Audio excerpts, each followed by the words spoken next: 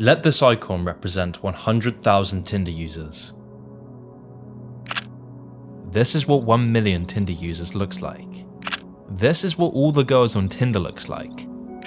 And this is what all the guys on Tinder looks like.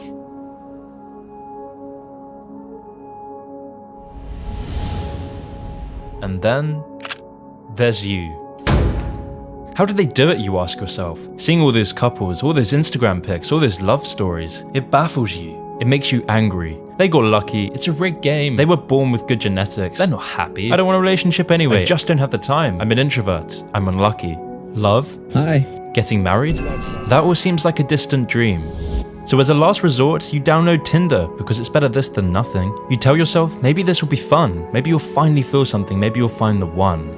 Some hope with fancy photos and tactical pickup lines, they'll find love through sheer force. Others hope by filling a dad-shaped hole, they'll become confident and empowered. And the rest? They're falling down the spiral of loneliness, self-doubt, depression or divorce, desperate to feel that spark they felt before. You look for quick fixes, you look for apps to find love, because deep down you're living a life of quiet desperation. But meanwhile, all you really want is someone to laugh with, someone to share those memories with. And you don't have long until it's too late. But as months and years go by, you come to a harsh realization.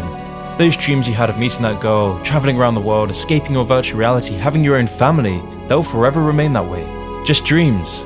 Nothing more, nothing less. Tinder is creating the biggest psychological and technological change in human society. And you're on the losing side of it. But what if I told you, you were wrong?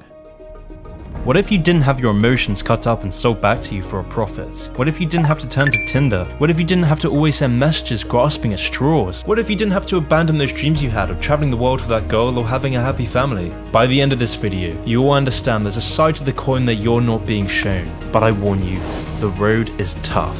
Dating apps are a multi-billion-dollar industry. They are profiting from your loneliness and doing everything they can to keep it that way. Their main goal is to reprogram your mind to think that you need an app to date, that you need the next swipe and the next match, all whilst giving them billions and leaving you more alone and isolated. The road out of the online dating world is becoming harder by the day, but at the end of this road lies relationships beyond what you thought you could attain. At the end of that road lies the ingredients for a healthier, happier, and more socially connected life.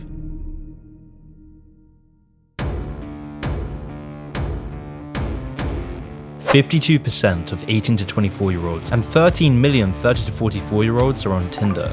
At the same time, the number of single adults in the US and many other nations is unprecedented, with reports estimating that 1 in 4 people will be single for their entire life. Why?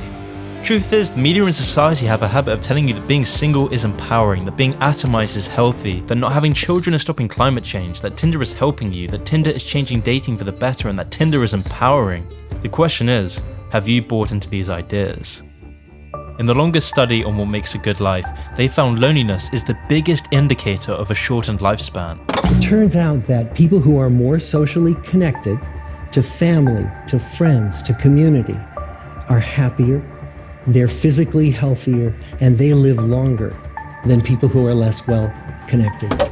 All religions since the dawn of man have known this. Taoism, Hinduism, Buddhism, Judaism, Islam, Christianity, paganism. But instead, our society will tell you that long-term relationships and meaningful lives can be found on apps like Tinder. Society tells you being alone is a virtue, to abandon monogamous relationships for the toxic hellscape of online dating. And that's when you might take the bait and trust these new ideas in your head. Maybe you should get Tinder, maybe it's worth it. Everyone else is doing it, maybe that's the only way. And that is when you become blind to the traps that lie in wait.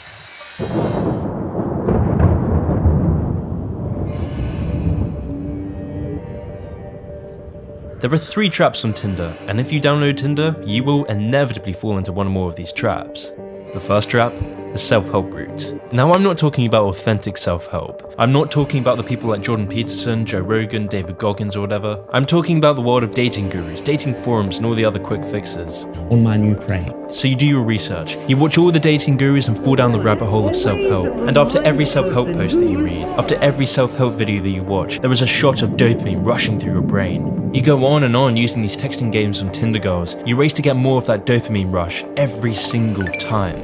The online dating world can put you under a massive illusion. The illusion of progress. After watching that video, you feel accomplished. After getting that match, you feel accomplished. You feel like you're moving closer to your romantic dreams. You're motivated by the matches, you watch the next video, read the next post. But it's only when you take a moment to pause and reflect, when you realize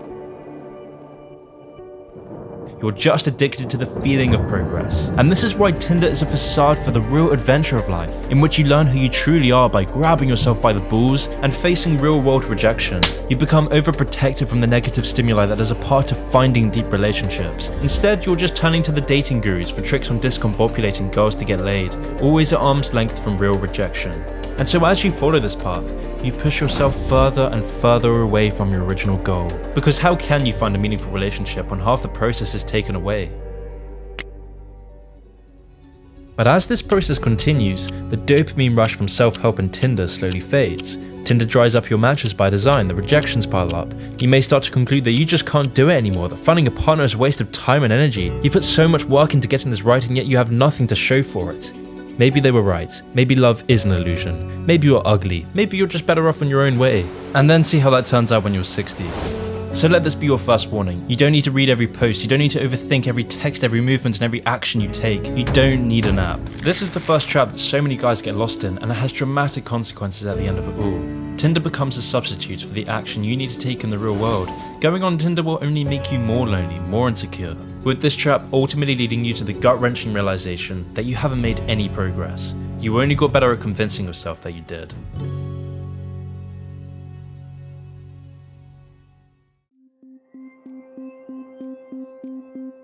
The second and most dangerous trap, the hedonist trap.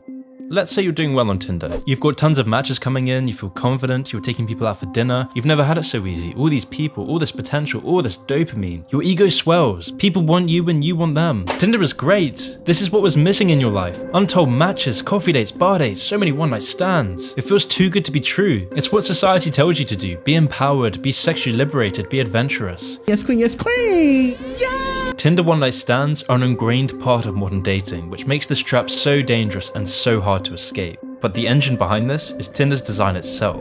The endless amounts of profiles you find on Tinder creates an infinite choice conundrum. You think to yourself that you just need one more swipe before you find the perfect match, one more hot match to feel like a baller, one more date to find that girl, one more one-night stand to feel a connection, and so on and so on and so on. You end up always chasing the dragon for the next perfect match or the next potential lover, paralyzing you from finding a deep relationship. With so many options to choose from, people find it very difficult to choose at all. And the business of online dating knows this. In fact, they rely on this to keep you hooked. Oh, and they're very aware of how addicting infinite choice can be. One of the schedules which is very effective with rats or pigeons is what we call the variable ratio schedule, and that is at the heart of all gambling devices and has the same effect. A pigeon can become a pathological gambler just as a person can. And even if you're one of the lucky ones who does sustain a long-term relationship from Tinder, your chances of breaking up are almost 30% higher than those you met outside of Tinder. When there are lots of alternatives to consider, it is easy to imagine the attractive features of alternatives that you reject that make you less satisfied with the alternative that you've chosen. One of my favorite authors, Dostoevsky, wrote that if you had nothing to do but eat cakes and busy yourself with the continuation of the species, you would eventually want to smash all these bubbles of bliss for something unique to happen. Easy pleasure makes life miserable, because what makes you happy right now won't make you happy in the next hour. So here's your next warning. The online dating industry is a huge business, and it relies on you not being content for you to continue consuming its services. Be careful. Question how Tinder is making you feel over the long term. Question the real value of all these matches and one-night stands you have. Ask yourself, what did I gain from any of this?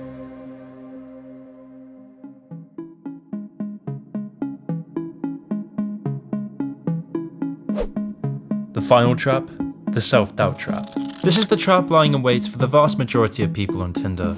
The people who don't get matches like their friend. The people who struggle to keep a superficial conversation going through text. The 80% of men who are made to feel against the odds. The ones who are made to feel that they will never have a chance of finding a normal girl. Male users of the popular dating app Tinder appear to have lower levels of self-esteem, and all users appear to have more negative perception of body image than people who don't use the app at all. Men who were actively involved with Tinder reported significantly lower levels of self-esteem than female users. And yet, this trap doesn't just apply to men. Far from it. This trap may even be worse for all the women who can't find a guy that wants more than a pump and dump. The women who are made to feel that to find a partner, they have to be promiscuous. They have to have a one-night stand on a first date for them to retain any of their value. They have to pause. It doesn't matter which trap you fall in, all of them are taking you to the same place. Each of these traps rely on your addiction to this depressing drug dispenser, this drug that inhibits you from the rewards of real connection. But what if Tinder success is only symptomatic of a much larger endemic problem of society? Tinder usage is increasing in the millions every single year, and at the same time, More than 1 in 5 Americans will report that they're lonely. which poses the question, how do you escape these traps? How do you get these deep social connections? Well, the possibilities are practically endless. It might start off as something as simple as replacing screen time with people time. It can mean going to an event, going to a hiking group, a running group, a gaming group, a meditation group, going to meetup.com and finding people similar to you. It can mean just taking that call to adventure. It involves transformation. It means grappling with your fears of being rejected. It means grappling with your social anxiety. It means grappling with your laziness and excuses. The people in our 75-year study who were the happiest in retirement were the people who had actively worked to replace workmates with new playmates. You see, loneliness isn't just about being alone and struggling to find a partner or get a hot match. It's not the number of friends you have, and it's not whether or not you're in a committed relationship, but it's the quality of your close relationships that matters. In life, you need someone to communicate with. You need someone to tie yourself with so your lives make a rope. You need someone to communicate with when times are good and to share your triumphs. You need someone to share your catastrophes. You need a framework that's stable, and it's strenuous and hard. You will face heartbreaks, you will face anger, annoyance, sadness, despair, and moments of self-loathing. So then, what was all this for anyway?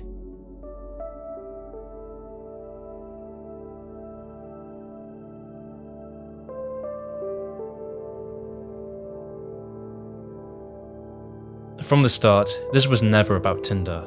Escaping your virtual reality, meeting that girl, Hi. Hi. traveling around the world, having a family. It was the real life experiences you were looking for. It was a feeling, a sensation, the ability to look back on your life without ever having to cast a thought towards, why didn't I live life to its fullest? Have I wasted my life? How did I become so lonely and depressed? Would I ever get to see my kids smile? The most important lesson from this video was never about Tinder. It was about the one thing you will never regret having, the most valuable thing in your life, relationships.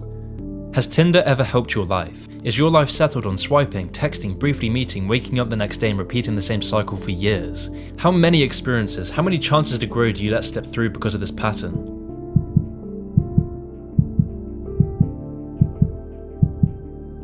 Or perhaps you're fine with that reality, and if that's the case, there's nothing to worry about.